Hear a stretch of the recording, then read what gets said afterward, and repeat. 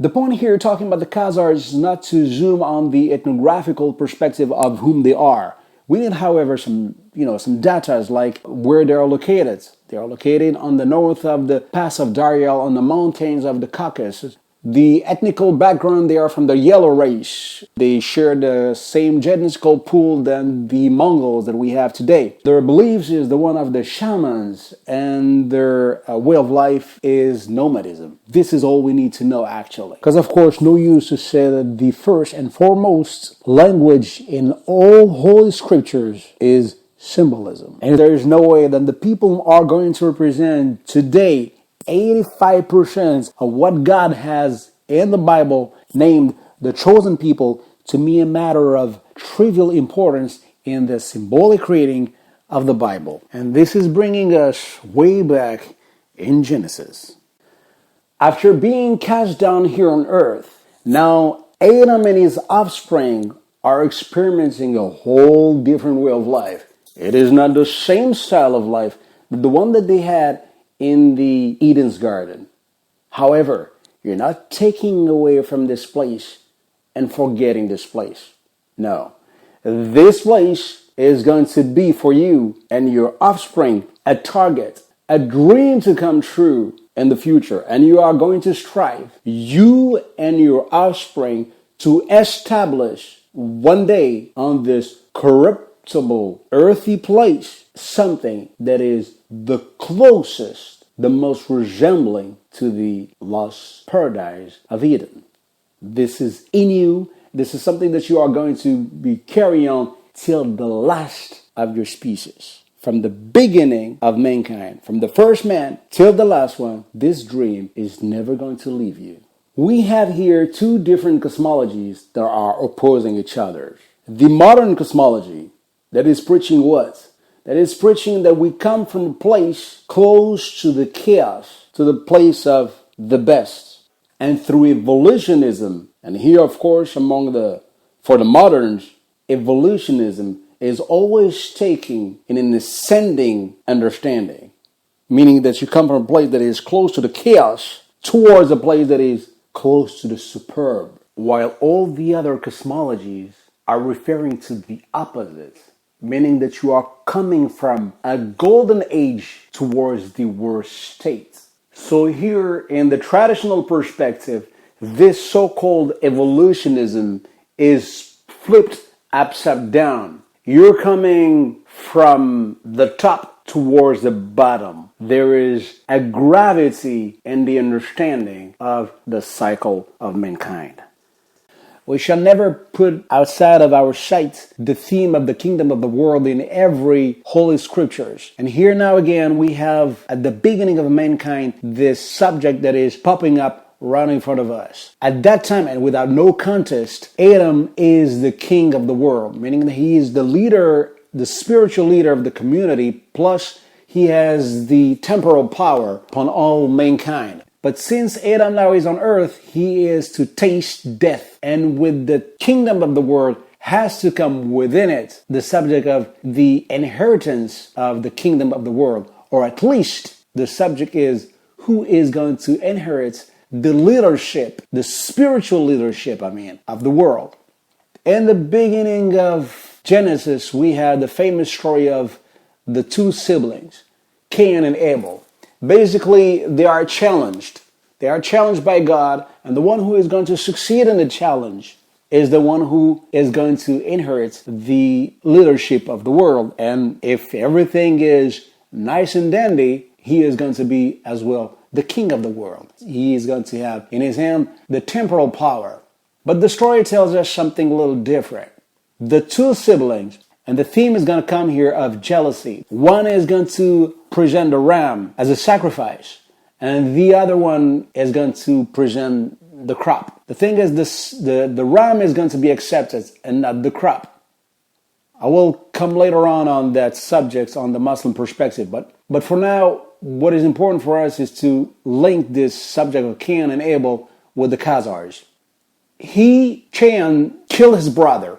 So the one who won the challenge actually is the one who was killed by the one who was not at the level of winning the challenge. So one wanted to usurpate the power, because actually the leadership, the spiritual leadership cannot be usurpated because you are appointed by God. But you can try with the material force, with the brutality and injustice. It's always linked together.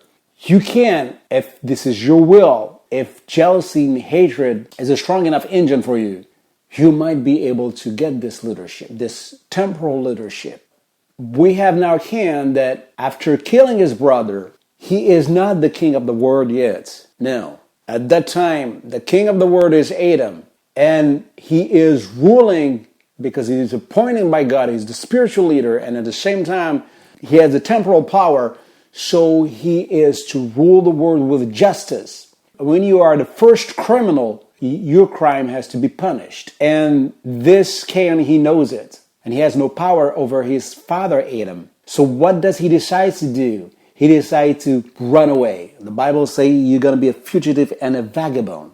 The thing is that when you are cast down from the Eden's garden, in order to survive now, you have to go after your food.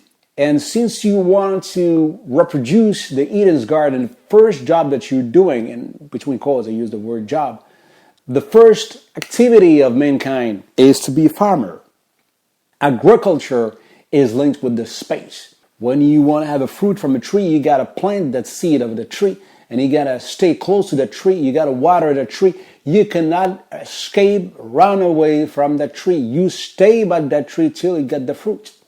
So the farmer way of life is linked with the space. And the sedentary mode is linked with the agriculture. But now the ram that was presented as a sacrifice, since Cain has to run away, he is now bringing food with him.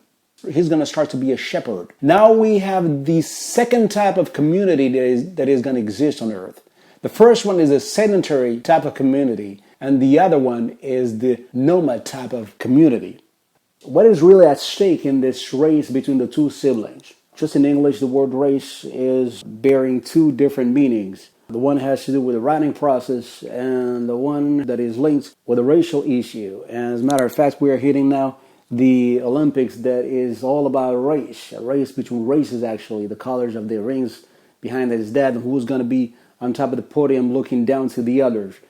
And I wonder what type of lights, as Paul said on the way to Damascus. Apparently it's very important to those people, and we're going to see what type of lightning we're going to see over there in order for those Luciferians to pave the way to the next step, that is Damascus. Because of course the subject of Gog and Magog is directly linked with the major human events that are unfolding in front of us. What is important for us to understand it is Cain and Abel rivalry to reality is that the whole plot of the story, the whole epic of the story, the whole drama, meaning the beginning, the middle, and the end of mankind is in this story is like a syrup concentrated in this story of Cain and Abel. I'm trying to make it a little bit clearer. We have now Cain, who is a murderer, a criminal. All right, he is a criminal. He is the first of all criminals. He is a spiritual, I would say, father of, you could say it's a spiritual father of all the criminals. All right, this is one side. On the other hand, you have Adam, that is the king of the world, who has to rule with justice. This is one side. On the other side, you have Cain, who is the son of Adam. The relationship that exists between Adam and Cain is very, very strong. The crime has to be done. And in order to make it even clearer, we need to understand some of the way of understanding God.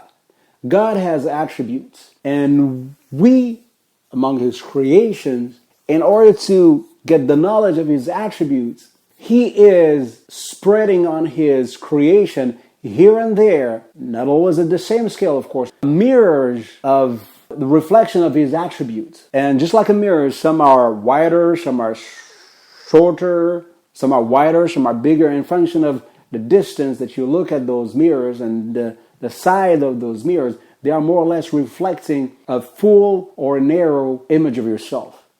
And this is how we get to understand, for instance, the beauty of God. We cannot understand the beauty of God if God in His creation hasn't displayed beauty. Once we apprehend the beauty, then we say, all right, we got an idea that this is beautiful and God is the most beautiful. The same thing goes for the attributes of strength and so on and so forth. But the one who is going to be the vicar of God on earth, the king of the world, He is more than the nature with the trees and the birds and whatever thing you want. And we are the closest from Him. So the king of the world is the best mirror for the attributes of God.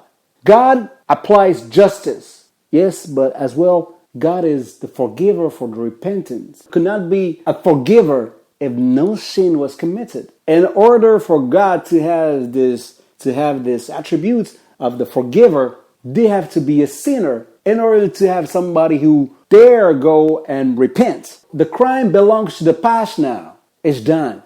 It is a sin. It is a major sin. But now the choices for the people who are going to follow that path. I mean, this race of running away from the wrath of the Father. Run away from the wrath of the Father is something that is like spontaneous. You don't want to be killed.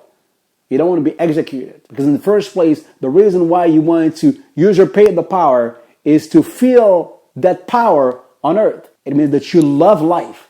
And you cannot love life and kill for the love of life and expect the justice that is going to take you out from life. You don't care if the justice is going to take you out of life if you are about the next life. You're fighting for the next life. But if you're fighting for something that is here now here on earth, you are scared to die. So it is an normal process for you to want to run away. But after a certain time, your head is getting a little cooler. And the wrath of your Father probably is getting a little cooler as well, if it is always substantiated. It is always conditioned with the if. The if has to do with the choice. Whether you want first, recognize, acknowledge your mistake. If you are acknowledging your mistake, then you might come back and ask for forgiveness. And verily, the one who is going to take inheritance at that time of the kingdom of the world, he is going to be able, because he is, just like Adam at his time, he is the best, the widest mirror for the attributes of God. And just like God can forgive your sin, can erase your sin, the one who is going to inherit the kingdom of the world around the end time is going to be able to erase your sins. So there is then one race that is constituted in what? Running, but to come back to the starting point. It means that the race, the nomadism, the orthodox type of nomadism is substantiated with two things. One is to never look for taking over the world. Second thing, your nomadism, your travel, your trips, your wandering has to have an end, and an end back to your roots. The reason of the trip cannot be the trip. The reason of the trip has to be the destination. And where is the destination? Coming back to your roots. So the roots has to be, if we take a spatial symbolism, the beginning of mankind has to be in a polar place. Everything is turning around this axe. And at the end of time, you get to go back to the axis of that world at that time. Now we are talking about the orthodox traditions that have to do with the nomads. Now let's look at the other side, because everything is conditioned with the if, the choice, the free will. Either you have acknowledged your sin, or no, you have not acknowledged your sin. My brother that I killed, and I was right to do so because God was mistaken by choosing him instead of me. And I am to come back and to take revenge. And if it takes to be mischievous and to appear like if I'm going to come and be recognizing my sin and backstab this king of the world, usurpate the power. If I had usurpated the power and I'm proud about it in the beginning, it won't change. This evil will that I have is going to forge my destiny. And therefore, I'm going to be doomed the day of judgment. And on top of that, here on earth, I'm not going to succeed because God is going to give victory to the righteous. Despite of all the efforts And it's just like the Bible said it is when everything is going to seem to be lost, then everything is going to be restored. Everything is going to be saved. Salvation is a promise from God for the righteous one. So from that polar place, they scattered all over the world. But the nomads, contrary to the farmers, they follow the greener grass. This idea in itself bears the concept of snatching. If you don't pay attention, you're going to take over some grass that is not yours. And you, by essence, you don't have this concept of ownership, property, as developed as the sedentary people. And if you are doing it wrong, you're attacking the caravans. And you are trying, the worst thing is to try to take over the world while you're a nomad. This is the worst of everything. So we have two types of traditions. The tradition that is important for us right now is the nomadic traditions. This nomadic tradition has another name. It is called shamanism. And there are two types of shamanism. The original shamanism and the accidental shamanism. The shamanism is linked to the runaway, to the escape from what? From the original point. And this original point has to be the point of return, meaning that this point has to be a polar point. The main focus, the star that never changes, is the North Pole. Above what is called the shamanic belt, you got the original shamans.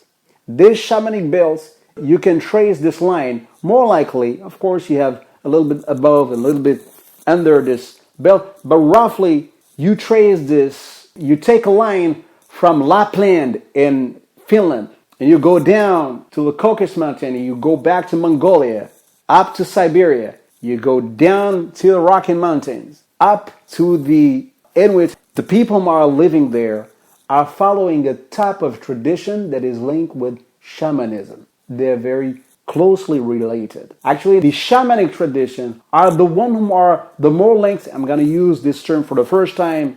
Yeah, they are the one who are the most linked with the primordial tradition, at the exception of one tradition that is left over from that time that is sedentary, and even it ended up on a nomadic mode, that is a Scandinavian tradition. The other shamanism is the one whom are accidentally shamanism. For instance, Indian of Amazonia, the Pygmy in Central Africa, Papua New Guinea, the Aborigines. All those are shamans, but actually they are shaman not because they are linked to the polar tradition. No, because they happen to be excluded, or to have excluded themselves, or to have been more likely lost from the sedentary people, and you apply to them the shaman because they become like a fugitive and a vagabond. You call them savage because they have degenerated from the sedentary mode, but still they're in a traditional mode. Why? Because they're always referring to the knowledge that we are having is from the ancients, and we are striving to get the knowledge from the ancients. And actually, in order to understand some sedentary tradition that has disappeared, you can find them more likely dissimulated. There are still some of this trace in those so-called, what we call savage or degenerated. But our concern is not about those type of shamans. The concern that we're having are about the ones who are linked more likely to the primordial tradition. But for the matter that is concerning us, meaning the Khazars, we are to look on the tradition above the shamanic belt. And those Khazars were considered among all the shamans, at least the one on the old world, they are considered among the other shamans as deviant shamans. And when you think about deviant shamans, you think about deviant nomadism, and you think about all the issue about not accepting that you have attempted to usurpate the power. And this is something very important, because all the shamans, whether the one who are linked to the primordial traditions or the one who are linked with the accidental shamanism, none of them, and especially not the one who are in the accidental mode of shamanism, none of them has under pejorative the idea of taking over the world. None of them. But as strange as it is, the people in Mongolia from Mongolia and from this place. And they have the same bloodline. And we're going to see now the bloodline effects. If you want to talk about bloodline and the effects that is carrying through the bloodline, the type of spirit that you want to carry on through this bloodline, we're going to see it with what the Bible says about this location where the Khazars are.